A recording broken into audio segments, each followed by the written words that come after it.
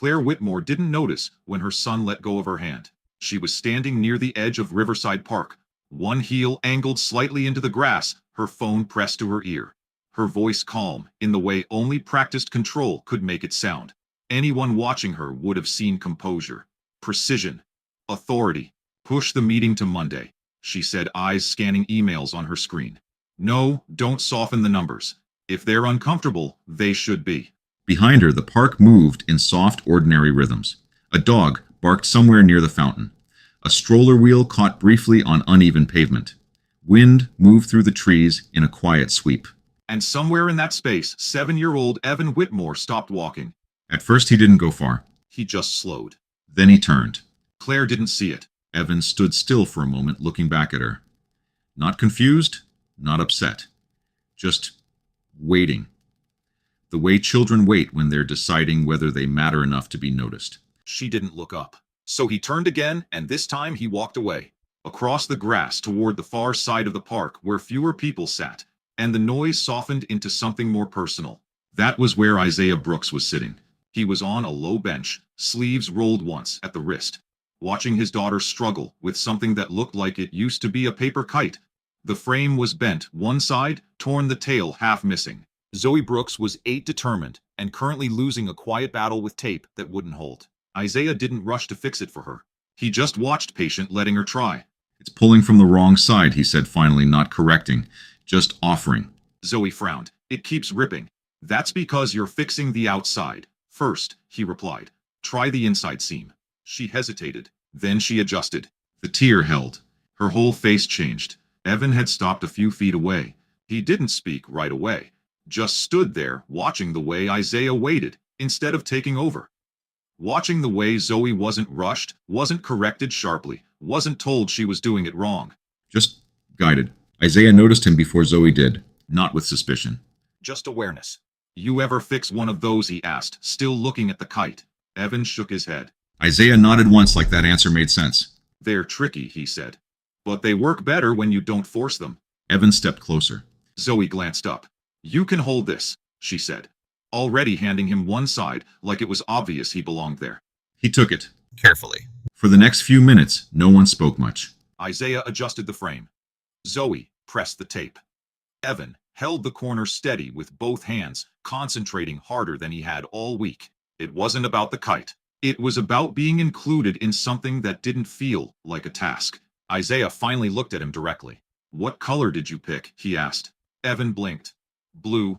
Why blue? Evan hesitated. No one usually asked him why. I don't know, he said. It just felt right. Isaiah nodded like that was enough. Then it's the right color. Something in Evan's shoulders eased. Not visibly, but enough. By the time Claire realized her call had ended, the silence around her felt different. Too quiet. She lowered her phone slowly. Evan, no answer. Her chest tightened. Not panic, not yet, but something sharper than inconvenience. She turned. And then she saw him. Across the grass, standing beside a man she didn't know. Holding part of a kite like he'd been there the whole time. Talking. Actually talking. Claire moved immediately. Fast enough that her heels sank slightly into the ground before she adjusted her stride. Evan. Her voice cut clean through the space. He looked up instantly. And just like that, whatever had been open in his face moments before closed. Not dramatically. Just quietly. He handed the kite back, stepped away, walked toward her. Claire reached for his hand, without asking questions. Stay where I can see you, she said, not unkindly but firmly. Evan nodded. Behind him, Isaiah didn't stand. Didn't interrupt. Didn't explain. He just gave a small nod in Claire's direction. Respectful. Contained. Claire returned it, brief and polite. The kind of acknowledgement given to strangers who had momentarily intersected your life. Nothing more. As they walked back toward the path, Evan glanced over his shoulder once. Just once. Isaiah was already sitting back down.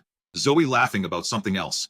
The moment, whatever it had been, was over. That night, while Claire answered emails at the kitchen counter, Evan sat nearby with his backpack open. He was quieter than usual. Not upset. Just quieter. He asked me a lot of questions, Evan said suddenly. Claire didn't look up right away. The man at the park. She typed another sentence. That's nice, she said. Evan nodded to himself, and didn't say anything else.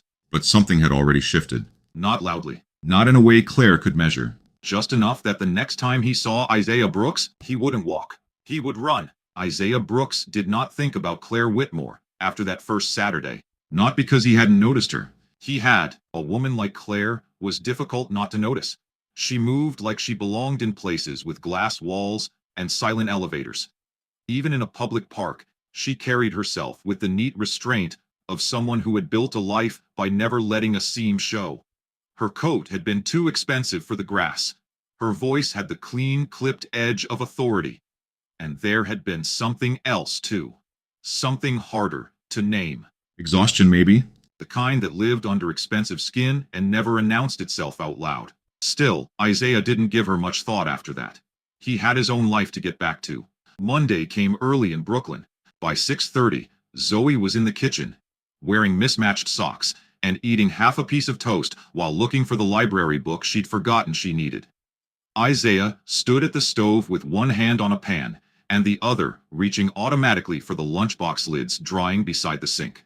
"Your math sheet's in the side pocket," he said. "I wasn't looking for my math sheet." "You were in 10 seconds. Zoe narrowed her eyes at him, then laughed, because he was right. Their apartment was small enough that no one ever had to raise their voice. A narrow kitchen, a couch that had survived too many juice boxes, a lamp in the corner with a shade that leaned slightly left no matter how many times Isaiah fixed it. Nothing matched exactly, but everything had a place. That was the thing about a life built carefully. It might not impress anybody, but it held. Isaiah packed Zoe's lunch while she talked about a girl in her class who claimed to hate reading, but somehow always had the newest horse series in her backpack.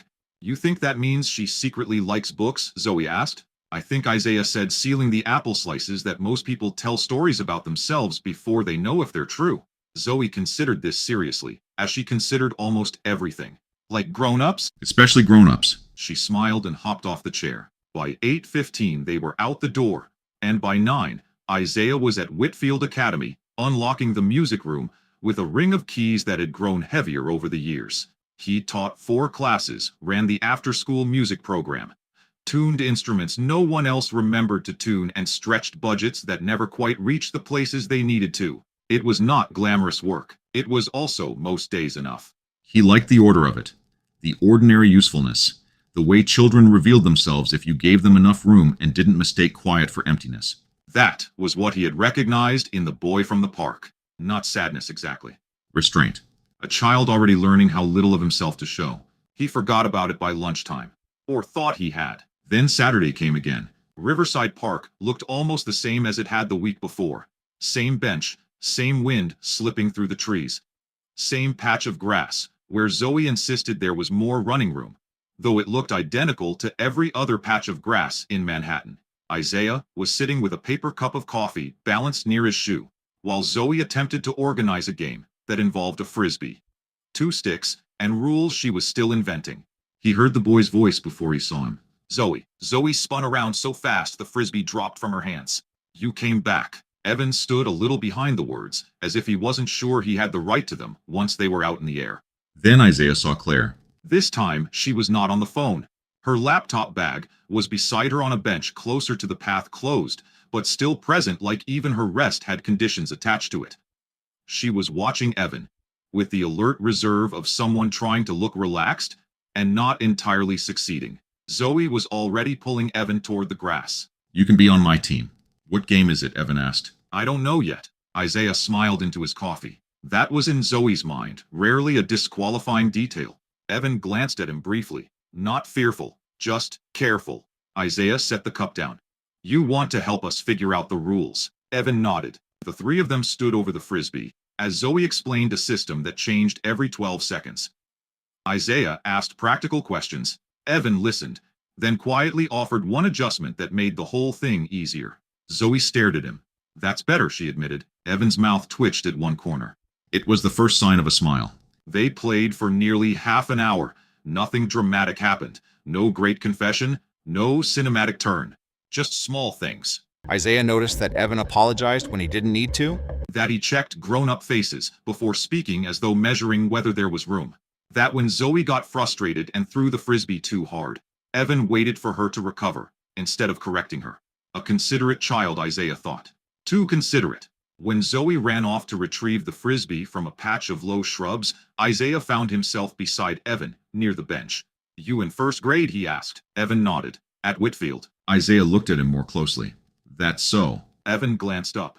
"You know it. I work there." Something shifted in the boy's face. A small surprise, then interest. "What do you do?" "I teach music." Evan absorbed that. "You play everything." Isaiah laughed softly. "Not even close." "What do you play best?" "Guitar." Evan looked down at his shoes, then back up again. "My dad used to play a little." There it was. Not the statement itself. The way it arrived. Carefully. Like he had set it on the ground between them, to see if it would be safe there. Isaiah didn't rush in with sympathy. Didn't ask a question too big for the space. He only said what kind of music did he like. Evan's answer came easier than the last one. "Old songs. Not old. Just..." He frowned. "Songs that sound warm." Isaiah nodded, because that made perfect sense. Warm songs are important. Evan looked at him with direct curiosity, now the guardedness thinning by degrees. "Why?" Isaiah leaned back slightly on the bench. "Because some songs don't make you feel alone while you're listening." For a second, Evan said nothing. Then very quietly, "Yeah." Across the path, Claire had looked up. Isaiah could feel it before he fully saw it, that sharpened maternal attention, the kind that came not from ease but from vigilance. He glanced toward her. She wasn't smiling. She wasn't frowning either, just watching, trying maybe to understand why her son looked more like himself with a stranger than he had when he arrived. Zoe came running back, breathless and triumphant, and whatever had settled in the space between Isaiah and Evan folded itself quietly away. The game resumed. Later, when the shadows started to stretch and the air cooled, Claire stood and called her son's name. Evan looked up immediately, not with dread, not quite, but with that same quick internal shift Isaiah had noticed before, as if some invisible door inside him had closed on instinct. Claire approached more slowly this time. "Ready to go." Evan nodded. Then he did something small enough that another adult might have missed it. He looked at Isaiah first, just for a second, not asking permission, just reluctant to leave. Isaiah gave him an easy nod. "See you around, man." Evan's fingers tightened briefly around the strap of his backpack. "Okay." Claire met Isaiah's eyes then. Close enough now for the details to hold. Fine gold at her wrist, controlled posture. Tiredness tucked neatly behind a composed face. "Thank you," she said. It was more sincere than the first time. Still measured, but real. "They were just playing," Isaiah replied. Claire glanced at Evan. He doesn't usually talk this much. The second the sentence left her mouth, something in her expression shifted, like she hadn't meant to say that part out loud. Isaiah didn't rescue her from it. He didn't make it awkward either. "Some kids wait until a question feels real," he said. Claire held his gaze one beat longer than politeness required. Then she nodded, took Evan's hand and turned toward the path. As they walked away, Zoe dropped down beside Isaiah on the bench. "He likes you," she said. Isaiah picked up his coffee, now cold. He likes you. "No," Zoe said with the certainty of a child who believes observation is a form of authority. "He likes that you listen all the way." Isaiah looked out across the park where Claire and Evan were getting smaller against the light. He didn't answer. Because children inconveniently often were right. Claire told herself she was being intentional. That was the word she used now for things she didn't want to examine too closely. Intentional about work. Intentional about parenting. Intentional about keeping life from slipping into the chaos that grief had once threatened to make permanent. So when Saturday came again, and Evan asked with studied casualness if they could go back to Riverside Park, Claire said yes, as if it were no more meaningful than choosing a route to the grocery store. She dressed for cool weather in a cream sweater and tailored coat hair, pinned back sunglasses tucked into her bag, though the sky had more clouds than sun. On the ride downtown, Evan sat beside her in the back seat and looked out the window with a stillness she had once admired in him. Now, she wasn't so sure what she had been admiring. Maybe not steadiness, maybe containment. She had been thinking about that sentence all week. He doesn't usually talk this much. It had embarrassed her the moment she said it. Not because the man Isaiah was, it had judged her. He hadn't. That was almost worse. He had simply taken the truth as it was, without reaching to soften it. "Some kids wait until a question feels real." The sentence had followed her through meetings, through elevators, through a dinner.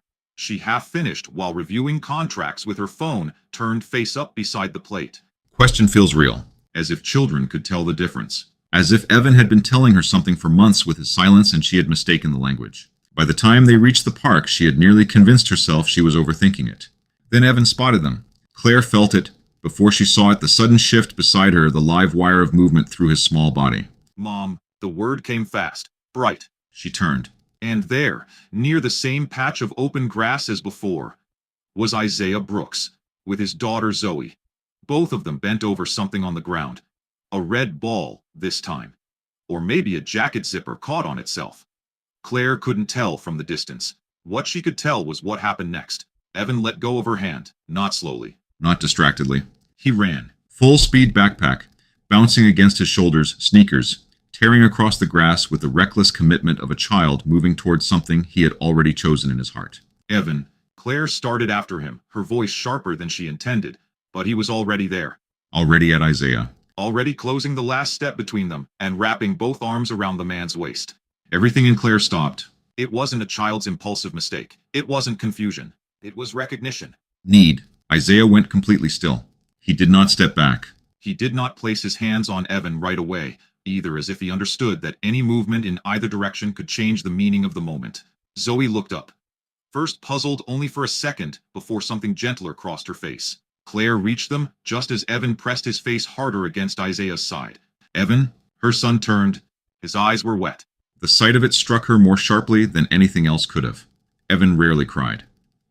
Not because he never felt deeply, but because he had learned somehow not to make feeling inconvenient for anyone else.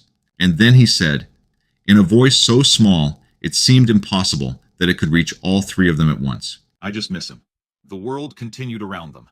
A dog barked near the path. Somewhere behind them, someone laughed. The wind moved through the trees in a hush that should have felt ordinary, and instead felt like the whole park had taken one step back to make room for what had just happened. Claire looked at Isaiah. He met her eyes without defensiveness, without apology either, just with the steady, unspectacular honesty of a man who understood that this moment belonged first to the child standing between them. I'm sorry, he said quietly. I'm not trying to be anything I'm not. Claire opened her mouth. Nothing came out. Because the sentence her mind had prepared some version of what is going on here collapsed under the weight of what she had just heard. I just miss him. Not you, not this man. Him, his father. And suddenly, the hug no longer looked like a betrayal of memory or some dangerous confusion she needed to shut down. It looked like grief taking the first shape it could reach. Claire crouched, then one hand resting lightly on Evan's shoulder. Baby, she said, and her voice failed her on the second syllable, just enough that she hoped no one noticed. Evan wiped at his face hard with the heel of his palm. Embarrassed now, the way children get embarrassed when their honesty arrives before they can stop it. I know, Claire said, though the truth was she had not known. Not like this. Not in motion. Not in real time. Not in a way she could no longer edit into something manageable. Zoe stepped closer to Evan, without speaking, and held out the red ball like an offering, as if children had their own private instincts for mercy that adults spent years forgetting. Evan took it automatically. Isaiah finally rested one careful hand between the boy's shoulders. Just a brief grounding touch. No claim in it. No performance. Claire saw all at once how deliberate he was, how careful, how little of himself he imposed. And because she saw that the usual architecture of suspicion wouldn't hold, she stood slowly. Evan had already taken half a step back, ashamed of the display now that it had happened. Claire recognized that look too well. It was the face he made when he thought he had created extra work for her emotions. Isaiah let his hand drop. Zoe, sensing something solemn she couldn't fix with a game, moved a little to the side and bounced the ball once against her knee. Claire swallowed. I think she said, forcing steadiness into the words, we should head home. Evan nodded immediately. Of course he did. He always made retreat easy for her. But before he turned away, he glanced up at Isaiah, with that same quiet, searching expression he'd worn the last time, not asking for anything, just checking whether what had happened had broken something. Isaiah gave a small nod. Take care, Evan. That was all. No drama, no promise. Just a tone so normal it made room for dignity on every side of the moment. Evan nodded back. On the walk out of the park, Claire kept one hand on her son's shoulder, not guiding so much as needing contact. Evan didn't resist. But he didn't lean into it either. He walked beside her, with the obedient stillness of a child trying to recover from showing too much. They reached the sidewalk before either of them spoke. Then, without looking at her, Evan said, I didn't mean to call him Dad. Claire stopped walking. Cars moved past at the curb in muted streams of silver and black. Someone pushed a stroller around them. The city kept behaving as though nothing had split open. She turned to him. You didn't, she said softly. Evan frowned. I kind of did. Claire knelt until they were level. No, she said more gently this time. You missed your dad. That's not the same thing. Evan looked at her uncertain whether he was allowed to believe that. Claire wished with a force that tightened her throat that she had an easier face for him to read. A softer voice, better instincts, some maternal language she hadn't had to learn under pressure and too late. Instead, she touched his cheek with cold fingers and said the only honest thing she had. I know you miss him. Evan's mouth trembled once, then steadied. He nodded. And together they walked home, carrying between them a truth that had finally been spoken aloud and was now too real to be packed back down into silence. Claire did not go back to Riverside Park the next weekend. She didn't announce the decision. Didn't explain it. Didn't even fully admit it to herself. She simply adjusted the schedule. Art class starts Saturday, she said over breakfast on Thursday morning, sliding a printed flyer across the kitchen counter like it had always been part of the plan. Evan looked at it. Bright colors, smiling children, structured creativity. Do I have to, he asked, not complaining, just asking. It'll be good for you, Claire replied, already reaching for her coffee. You've been spending too much time inside. The irony didn't land. Or maybe it did somewhere too deep to name.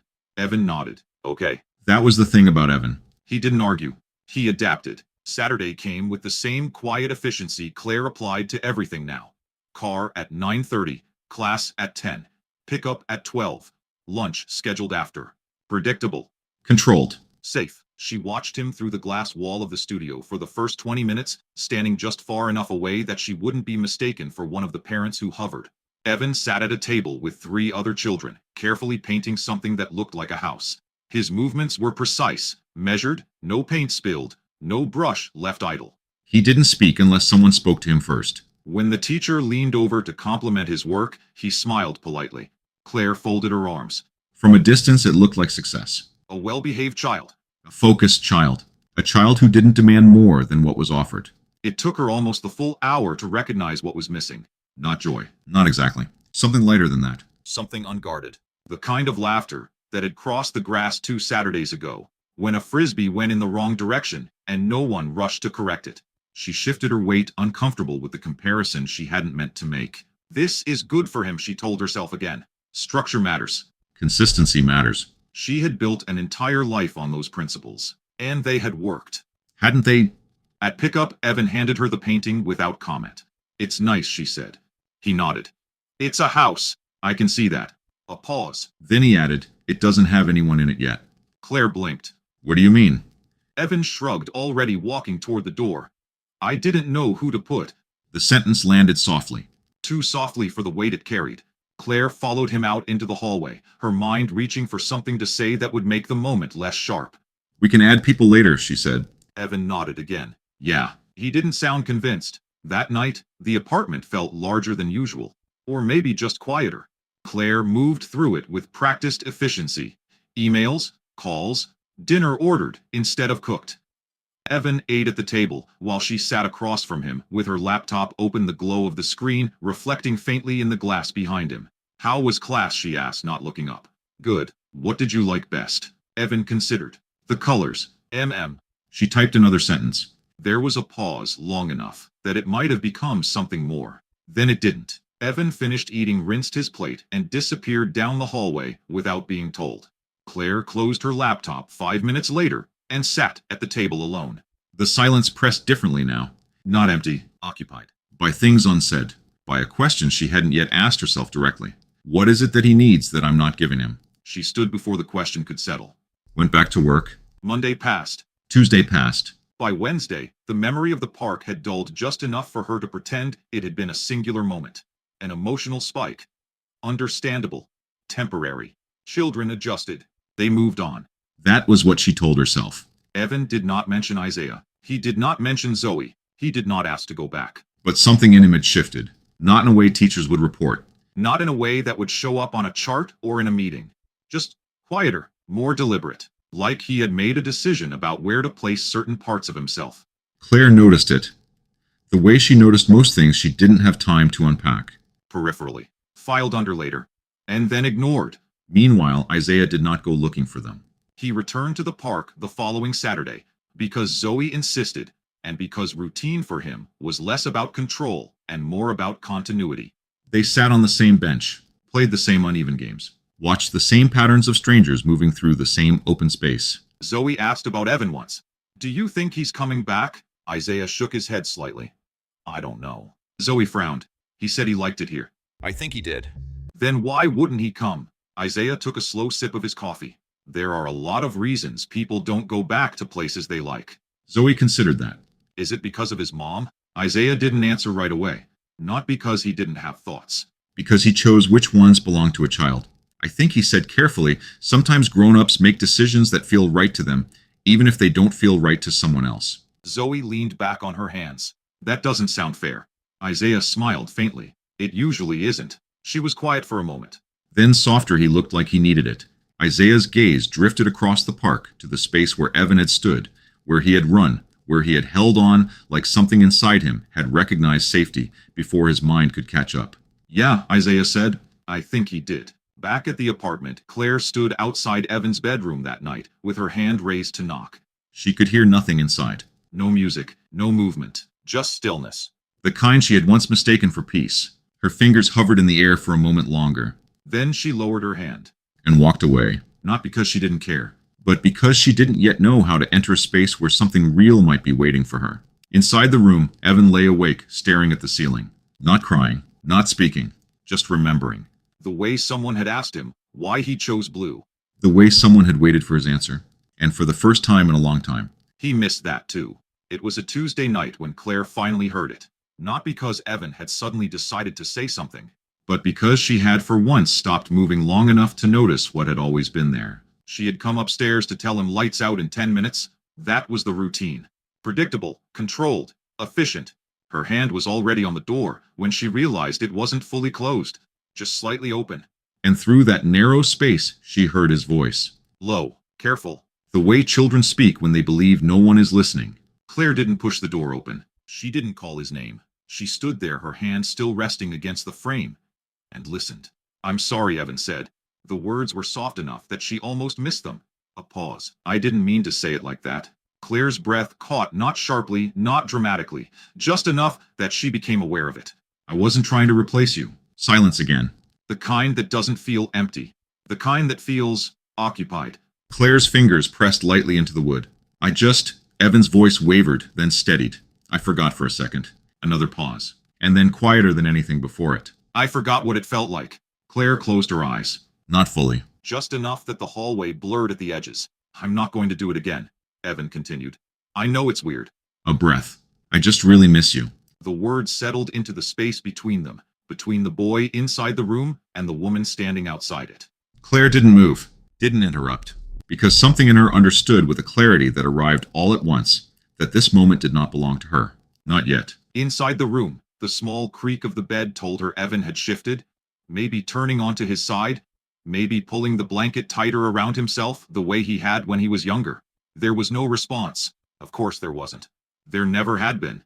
But he spoke as if there could be. As if somewhere in the quiet, his father still existed in a way that could hear him. Claire's throat tightened. "I didn't mean it," Evan whispered again. "It just came out." Another pause. Longer this time. "Then? He asked me stuff." Claire felt something inside her chest pull. "He asked me what I thought about things. And he waited." The sentence broke slightly at the end. "I forgot that part." Claire pressed her palm flat against the wall. Her son was 7 years old. 7. And he had already built a system for managing his own grief. A system that involved apologizing to a man who was no longer there. A system that involved correcting himself before anyone else had to. A system designed, Claire realized, with a slow rising weight to protect her. Not to burden her. Not to make her feel like she had failed. He had made himself smaller, quieter, easier. So she wouldn't have to carry more than she already did. Claire stayed in that hallway longer than she could measure. Long enough for the words to settle. Long enough for the shape of them to become something she couldn't file away under later. Long enough that when Evan finally went silent, the absence of his voice felt heavier than the sound of it had. She stepped back from the door without opening it. Walked down the hallway. Down the stairs. Into the kitchen.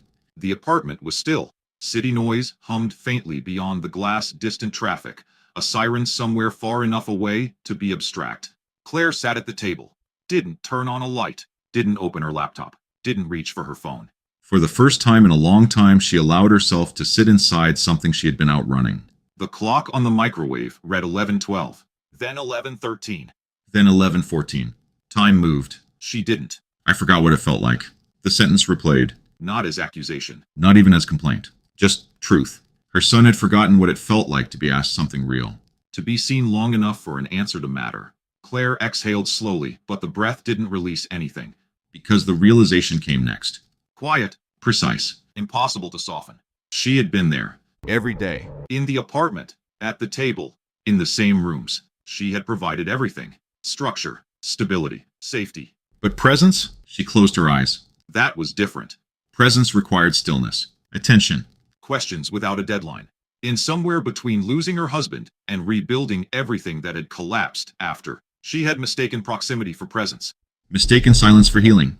Mistaken her son's composure for strength.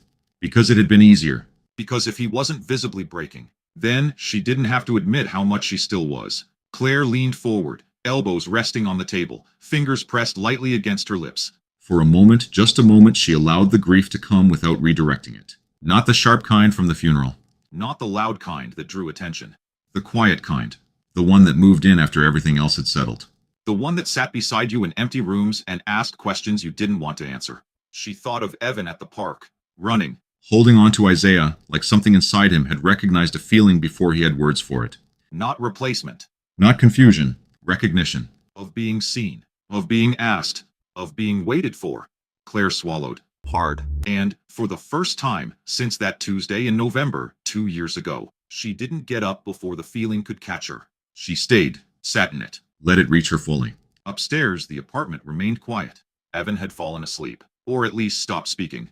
Claire didn't go back up right away. She knew that whatever needed to happen next couldn't be managed, couldn't be scheduled, couldn't be solved with efficiency. It would require something she had not practiced in a long time, something slower, something riskier, something that didn't come with guarantees. She looked down at her hands, steady, controlled, capable, and for the first time she wondered if they had been holding on so tightly to everything else that they had forgotten how to reach. Claire saw him again on a Monday, not at the park, not in a place where she could pretend the context explained everything, but at the one place where there were no distractions left to hide behind.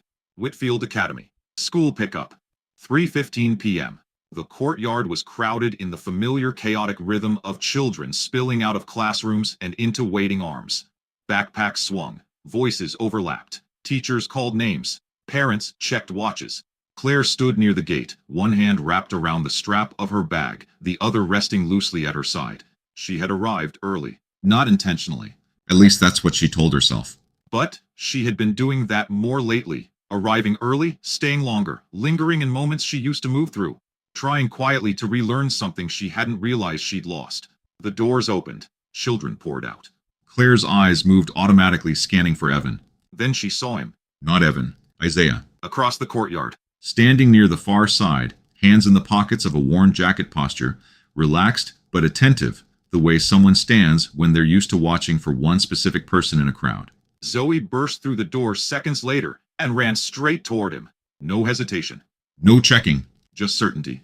Isaiah bent slightly as she reached him, one hand coming up to steady her, before she collided into him with the full force of her momentum. Slow down, he said, but there was no real correction in it. Just warmth. Zoe started talking immediately, fast animated overlapping details, about something that had clearly mattered very much in the last 5 minutes. Isaiah listened. Fully, not nodding absent-mindedly. Not dividing his attention. Just there. Claire felt something shift in her chest. Not sharply. But enough. Then Evan appeared. A few steps behind the other children, walking instead of running, his backpack pulled tight against his shoulders. He saw Claire, gave a small wave. Started toward her. Then, halfway across the courtyard, he saw Isaiah. The change was subtle, but unmistakable. His steps slowed. Then paused. Claire saw it happen in real time. The decision, the pull, the hesitation.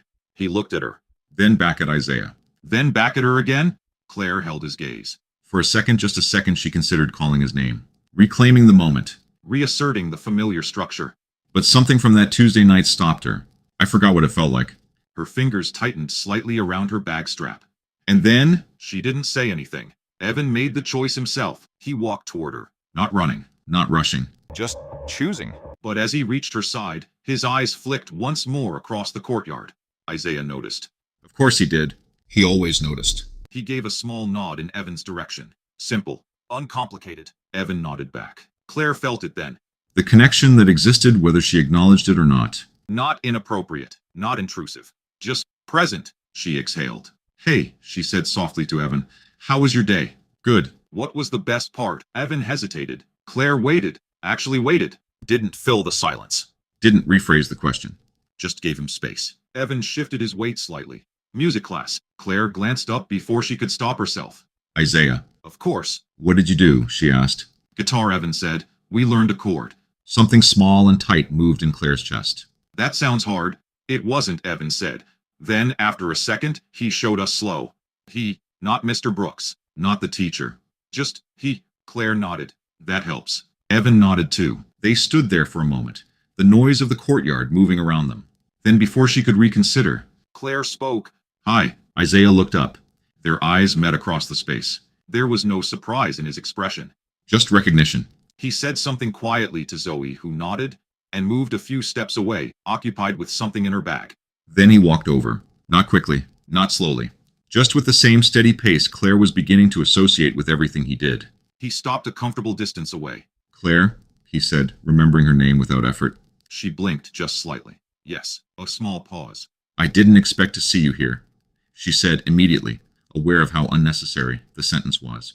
Isaiah almost smiled. I work here. Right. Of course. Claire nodded. Evan mentioned. Another pause. Not awkward. Just unfilled. I wanted to say thank you, Claire said finally.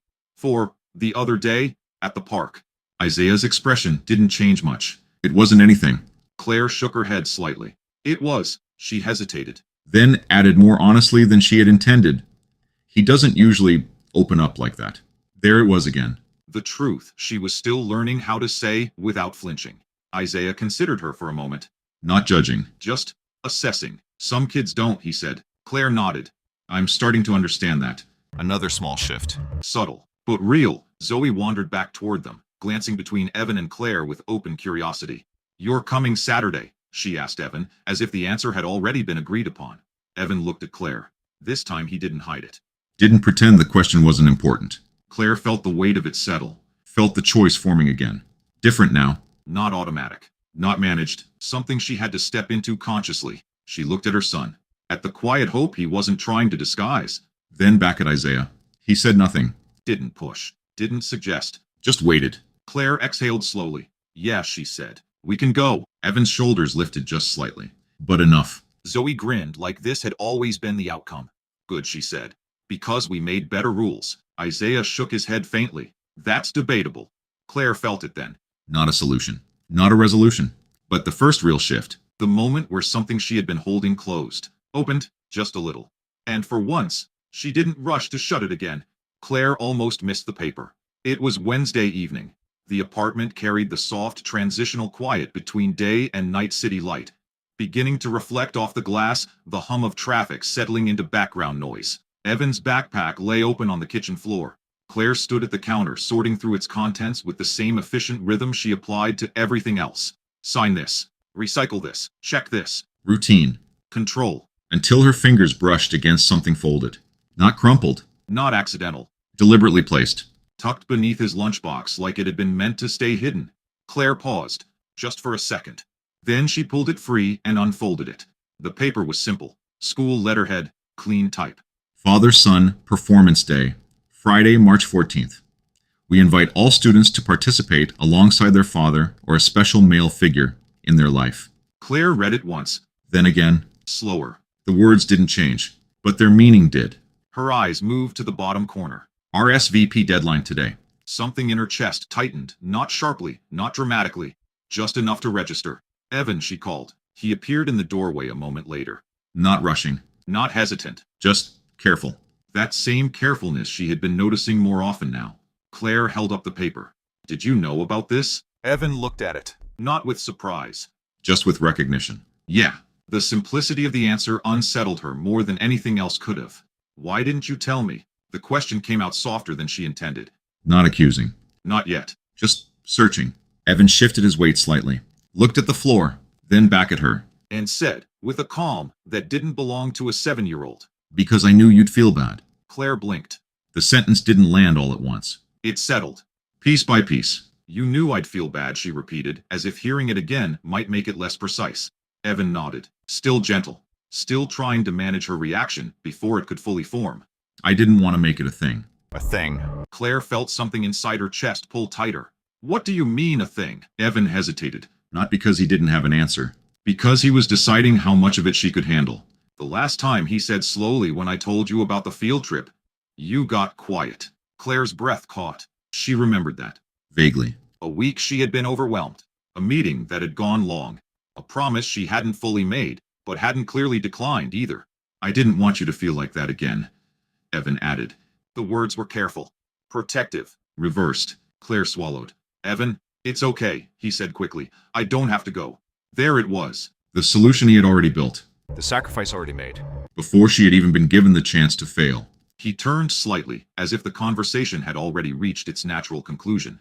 As if there was nothing left to discuss. Claire stood there, the paper still in her hand, the edges beginning to crease under the pressure of her fingers. Wait, she said. Evan stopped. But he didn't turn around right away.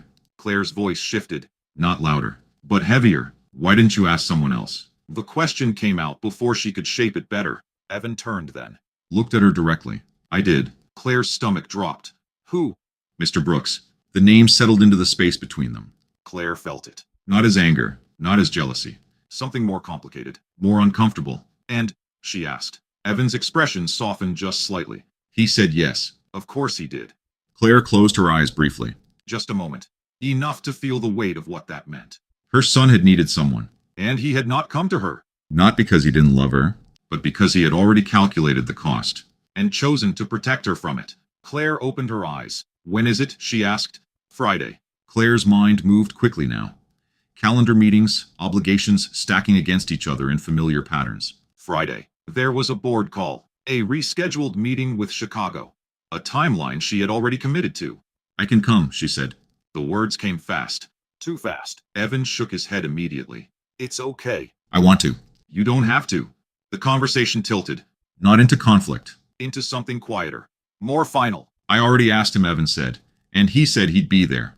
Claire felt the sentence settle. Not aggressive. Not defiant. Just decided. Her son had made a choice. And for the first time. It hadn't included her. She nodded slowly. Okay. Evan watched her carefully. Waiting for something. Disappointment. Frustration. A shift he could respond to. But Claire didn't give him anything he could manage. She just stood there. Holding the paper. Trying to understand how a moment like this had arrived without her noticing it forming. You can still come if you want, Evan added after a second. The offer was gentle, but it wasn't an invitation. It was permission. Claire felt it. The difference. And that was what hurt. I'll see what I can do, she said. Evan nodded. Okay. He turned again. Walked down the hallway. The door to his room closed with a soft click. Not a slam. Not anger. Just completion. Claire remained in the kitchen. The paper still in her hand. The words blurring slightly as something unfamiliar pressed at the edges of her composure. Not panic. Not grief. Something quieter. More precise. The realization that the distance between them was no longer theoretical. It had shape now. Structure. Decisions made in advance. Choices he didn't bring to her anymore. Because he already knew the answer. Claire folded the paper carefully. Too carefully. Set it down on the counter. And for the first time since she had started rebuilding her life, she understood something she couldn't fix with effort alone. Her son hadn't just adapted. He had adjusted his expectations of her. Lowered them. Gently. Without complaint. And that was something no parent ever wanted to realize too late. Friday arrived without asking for permission. Claire had told herself all week that she would make it work. That she would rearrange things. That this one thing would not be another quiet absence Evan learned to expect. But Friday morning came with the same sharp efficiency her life always demanded. 7 a.m. call. Board members who did not wait. Chicago rescheduled, but not canceled. A calendar that did not bend easily because she had trained it not to. By 9:45, she was still in a glass conference room, her reflection faintly visible in the polished surface of the table as numbers moved across a screen. Claire, we need a decision on this. Now someone said. She heard the words. understood them, responded to them, because that was what she did. Because this part of her life had rules she knew how to follow. Her phone sat face down beside her.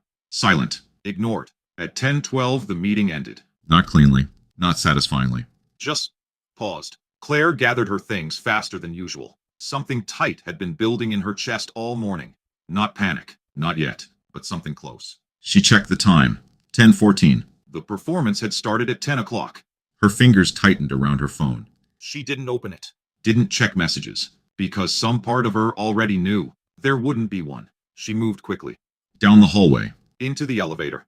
Out onto the street. The city felt louder than usual. Or maybe she was just hearing it differently. Traffic. Voices. A siren cutting through the air somewhere too close. She raised her hand for a car before she fully registered the motion. Whitfield Academy, she said as she slid into the back seat. The driver nodded. Traffic was heavier than it should have been. Lights took longer. People crossed slower. Every second stretched just enough to be felt. Claire sat forward slightly. Her body angled toward the windshield, as if proximity could shorten distance. Her mind didn't race. It moved in sharp, controlled lines. He'll still be there. It's not over yet. You're not too late. The words repeated. Not convincing. Just necessary. The car stopped. Here, the driver said. Claire was already reaching for the door. She moved fast through the entrance heels, striking the floor in quick, controlled beats that echoed down the hallway. The receptionist looked up. Oh, Claire, you just missed it. The words landed clean. Too clean. Claire stopped. Not dramatically. Just stopped. I'm sorry, she said. The performance, the receptionist continued gently. It wrapped up about 10 minutes ago. 10 minutes. Claire nodded once. Not because she understood.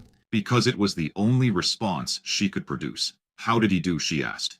Her voice sounded steady, even to her. The receptionist smiled. He was wonderful. A small pause. He and Mr. Brooks did a guitar piece together. The kids loved it. Claire's throat tightened. Not enough to show. Enough to feel. He seemed very proud. Of course he did. Claire nodded again. Thank you. She turned. Walked back down the hallway. Each step measured. Controlled. Just like always. But something inside her had already shifted. Not broken. Not shattered. Just displaced. Outside, the air felt different. Cooler. Or maybe she was just more aware of it. Claire reached her car but didn't get in. She stood beside it, one hand resting lightly on the door handle, and let the moment settle. Her son had stood on a stage, in front of his class, with a guitar in his hands, and the person beside him. Had not been her? Not because she wasn't capable. Not because she didn't care. But because somewhere along the way, he had stopped expecting her to be there. That was the part that stayed, not the missed event. Not even the image of Isaiah standing beside him, steady present, exactly where Evan had needed someone to be. It was the absence of expectation.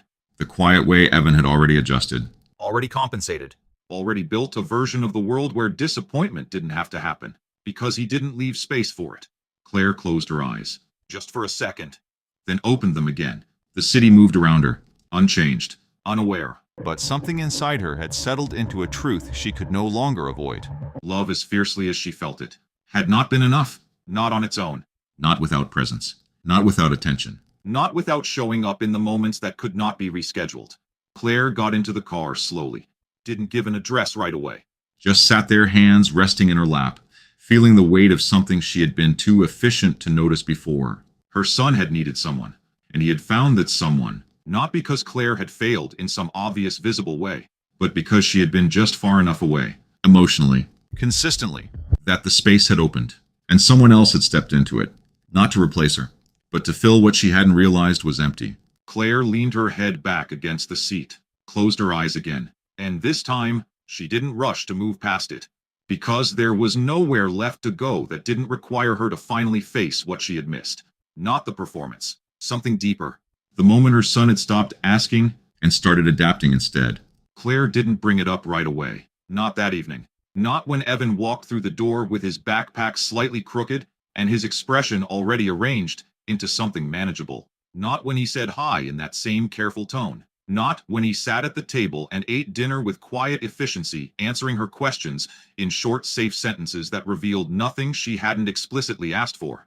How was your day? Good. What did you do after the performance? Lunch. Did you have fun? Yeah. Each answer landed clean. Contained. Finished. Claire nodded where she was supposed to nod. Refilled his water. Cleared her plate. Moved through the motions with the same precision she had used all day. But something inside her wasn't following the script anymore. Something had shifted too far to be managed that way. After dinner, Evan rinsed his plate and placed it carefully in the drying rack. "Can I go to my room?" he asked. Claire looked at him. Really looked this time. At the way his shoulders held just a little too much control. At the way his eyes didn't quite stay still. At the quiet expectation that the evening would end the same way it always did. "Yeah," she said softly. Evan nodded, turned, walked down the hallway. The door clicked shut behind him. Claire stood in the kitchen for a moment longer.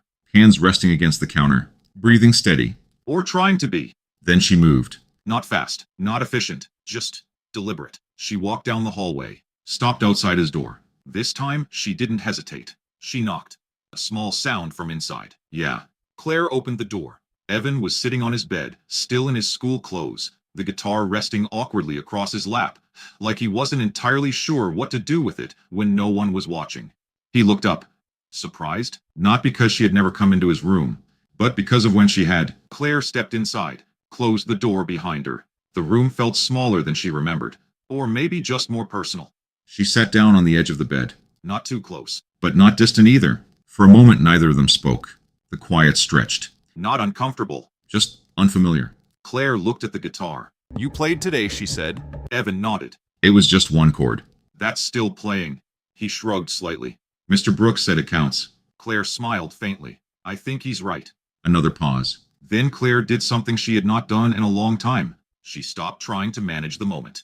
"I saw the paper," she said. Evan went still. "About the performance." He nodded once. "I went to the school today," Claire continued. "They told me you had already finished." Evan's fingers tightened slightly around the edge of the guitar. "I'm sorry," he said quickly. The words came out on instinct. Automatic. Claire felt it. The reflex, the need to smooth things over before they could become complicated. "No," she said, her voice soft but steady. "No, you don't have to be sorry." Evan looked up at her, uncertain. Claire exhaled slowly. "I'm the one who should be sorry." The words landed between them. "Different. Heavier." Evan blinked. "You are..." Claire nodded. "I should have been there." Evan shook his head immediately. "It's okay. You had work." There it was again. The protection, the adjustment, the way he made space for her absence before she had to explain it. Claire felt something in her chest give. Not break. Give. "Evan," she said gently. He stopped. Waited. Claire pressed her hands lightly against her knees, grounding herself in the moment. "I've been here," she said. "In the apartment. At dinner. In all the places I'm supposed to be." Evan watched her. Quiet. Listening. "But I haven't been paying attention to the right things." The sentence came out slower. More honest than anything she had said to him in a long time. Evan's expression shifted. Slightly. Like something inside him had moved. "I didn't want you to feel bad," he said softly. Claire's breath caught. "I know," she said. "I know that." She reached out then. Not quickly. Not suddenly. Just enough to rest her hand gently against his arm. "But that's not your job," Evan swallowed. "It's not your job to take care of my feelings." The words settled. Slow. Careful. True. For a second, Evan didn't move. Then something in his face changed. Not dramatically. Just opened. A small crack. Enough for something to come through. He started then stopped. Claire waited. Didn't rush him. Didn't fill the silence. "I didn't think you'd come," he said finally. The sentence landed clean. Without blame. Without accusation. Just fact. Claire closed her eyes for a brief moment. Because there it was. The thing she had been circling. The thing she had been too efficient to notice. He hadn't expected her. Not even enough to ask. "I'm sorry," she said again. This time, the words didn't feel like a correction. They felt like a beginning. Evan's mouth trembled. Just slightly. Then he looked down at the guitar in his lap. "I played the part you showed me," he said quietly. Claire frowned, confused. "What do you mean?" Evan hesitated. "Mr. Brooks showed me how to move my fingers slower, so it wouldn't sound rushed." Claire felt her throat tighten. "Did it work?" Evan nodded. "Yeah." A pause. Then softer. He stayed the whole time. The sentence wasn't meant to hurt. It wasn't even meant to compare. But it did. Claire felt it anyway. Not as accusation. As truth. She let it sit. Didn't defend herself. Didn't explain. Just accepted it. "I'm glad he was there," she said. And she meant it. Evan looked up at her again. Searching. Like he was trying to understand how that could be true. Claire met his gaze. "He showed up for you," she added. "That matters." Evan's eyes filled. Slowly. Not with sudden tears. But with something that had been building. Held back. Managed. Until now. "I didn't want you to feel like I didn't need you," he whispered. Claire's heart tightened. "Oh, baby." She moved closer then. Not hesitating this time, pulled him gently toward her. And Evan came, All of him. without resistance, Without control. He cried. not loudly, not dramatically. Just honestly. The kind of crying that comes when something has been held in too long. Claire held him. Didn't try to fix it. Didn't tell him it would be okay. Didn't rush the moment. She just stayed. And after a second, she cried too. Not silently, not carefully. Just openly. For the first time in front of him. I miss him, she said into his hair. I miss him every day. Evan pulled back slightly. Looked at her. Surprised. You do. Claire nodded, tears still falling. I didn't know how to say it without scaring you. Evan blinked. I didn't say it because I didn't want you to cry. Claire let out a small broken laugh. Well, she said softly, we're both crying now. Evan's lips twitched. Just a little. Yeah. Claire held him again. This time not out of obligation. Not out of routine, but out of something real. Something shared. And for the first time in a long time. They weren't carrying it alone. Claire chose a Sunday morning. Not because it was convenient. But because it wasn't. Because it forced her to show up without the usual scaffolding of urgency and deadlines to hide behind. The coffee shop was small. Warm. The kind of place where conversation stayed low and no one rushed you out the door. A few people sat with newspapers. Someone typed quietly on a laptop near the window. The air carried the soft scent of roasted coffee and something baked. Claire arrived first. She ordered, sat down, and deliberately placed her phone in her bag. Not on the table. Not within reach. When Isaiah walked in, he saw her immediately. Not because she stood out, though she did, but because she was already looking at him. Waiting. He nodded once and approached. Morning. Hi. He sat across from her without ceremony. No small talk. No performance. Just presence. For a moment, neither of them spoke. Claire had rehearsed this. Versions of it. Clear. Composed. Efficient. She opened her mouth. I owe you an apology. Isaiah didn't interrupt. Didn't wave it off. He just listened. I looked at you like you were a problem, Claire continued. From the beginning. Like something I needed to manage. She exhaled. I understand why I did it, but that doesn't make it right. Isaiah leaned back slightly. You were protecting your son. Claire shook her head. I was protecting myself. The honesty landed heavier than she expected. I didn't want to admit there was something he needed that I wasn't giving him. Isaiah's gaze didn't shift. Didn't soften artificially. He just absorbed the words as they were. That's not easy to see, he said. No, Claire replied. It isn't. A small pause. The noise of the coffee shop filled the space around them. Cups, chairs, quiet voices. Claire folded her hands loosely on the table. I heard him, she said. Isaiah's expression changed slightly. Not curiosity, recognition. He was talking to his father. Claire continued. At night, saying he forgot what it felt like to be asked things. The sentence settled between them. Isaiah didn't look surprised. He nodded slowly. That sounds like him. Claire swallowed. I thought I was doing everything right, she said. I kept our life stable. I kept things from falling apart. Isaiah leaned forward slightly, resting his forearms on the table. That matters, he said. Claire looked at him. But it's not the same thing. There it was. The distinction. Clear. Unavoidable. Isaiah nodded. No, he said. It's not. Claire exhaled a quiet release. I don't know how to fix it, she admitted. It was the first time she had said that out loud. To anyone. Isaiah didn't rush to answer. Didn't offer something polished or comforting. He took a moment. Then said, You don't fix it. Claire frowned slightly. What do you mean? You don't wait for him to be okay before you show up, Isaiah said. And you don't try to make him okay so you can feel like you've done your job. Claire's fingers tightened slightly together. You just... He continued, choosing the words carefully. Sit in it with him. Claire let that settle. Sit in it. No solution. No resolution. Just presence.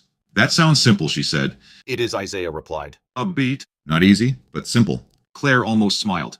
That's consistent with everything else I'm learning lately. Isaiah's expression softened just slightly. He's a good kid. I know, Claire said quietly. I just didn't realize how much he was managing on his own. Isaiah nodded. Kids like him get good at that. Claire looked down at her hands. He asked you to come, she said.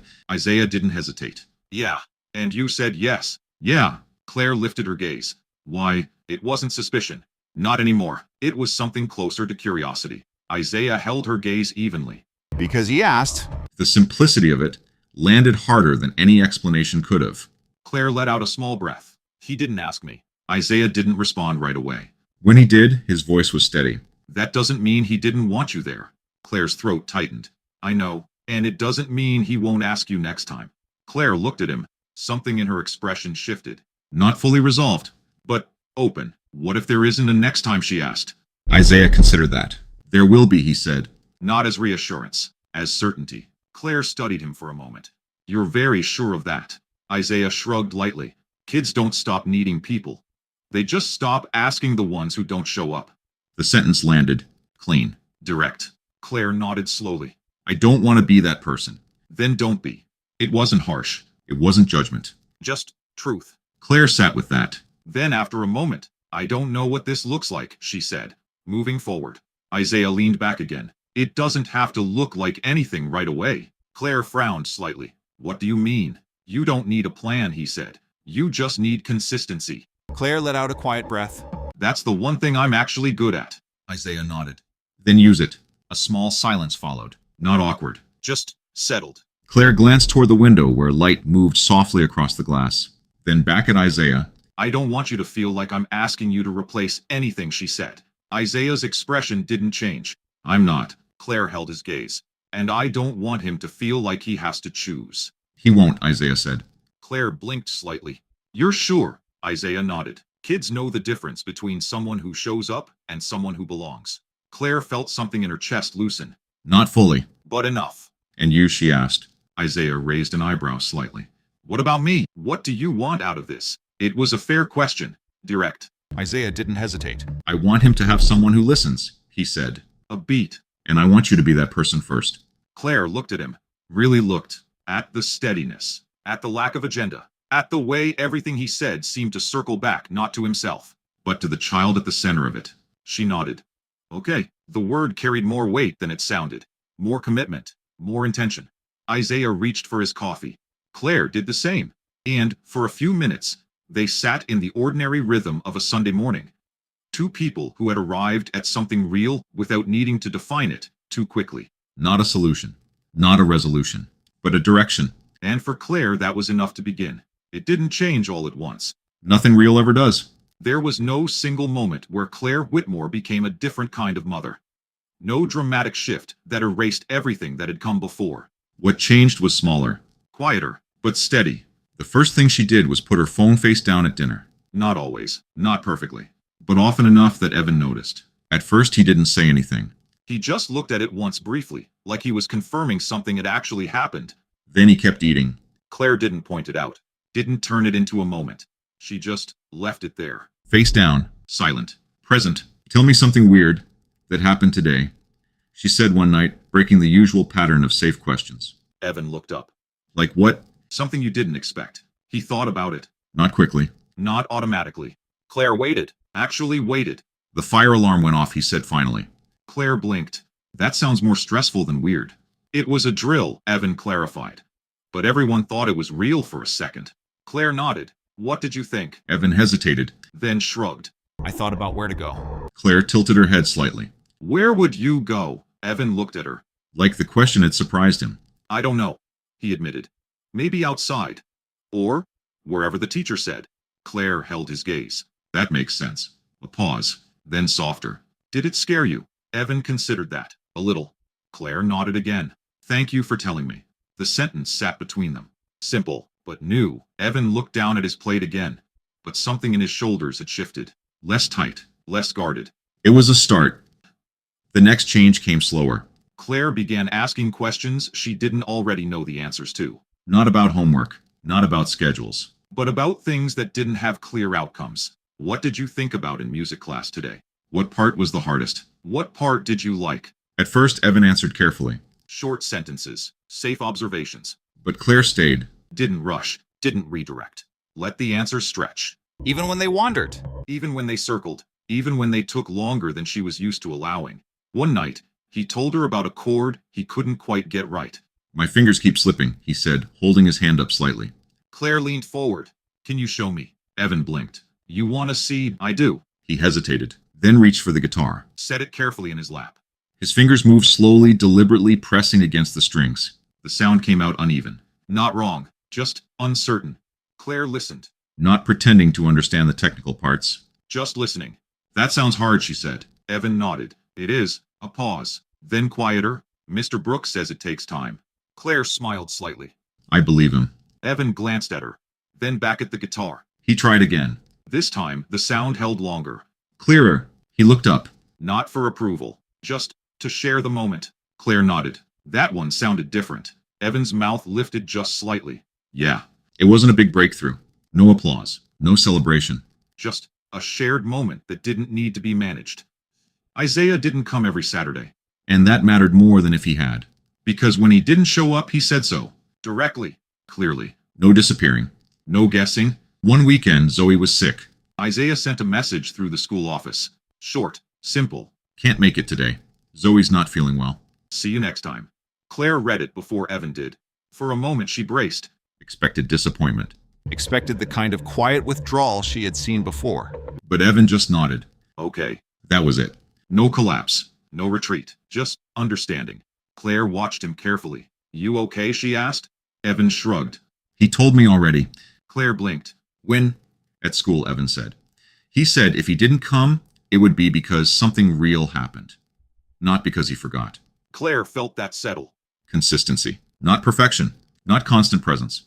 But reliable truth. That makes sense, she said. Evan nodded, then went back to what he was doing. And just like that, the absence didn't feel like loss. It felt explained. Held. Safe. Claire noticed other things too. The way Evan started asking her questions back. Small at first. What was your meeting about? Did you have a good day? She answered. Not with summaries. Not with filtered versions. But honestly, as much as you want to know, she told him once. Evan considered that. Did it stress you out? He asked. Claire smiled faintly. A little. Evan nodded. Okay, no fixing, no trying to solve it. Just presence. The same thing she was learning to give him. It was gradual. So gradual that some days Claire almost missed it. The way the silence at the dinner table changed. Not gone, but softer. Less heavy. The way Evan lingered a little longer before going to his room. The way he didn't always close the door all the way. The way he laughed once, twice at something small, something ordinary, something that didn't need permission.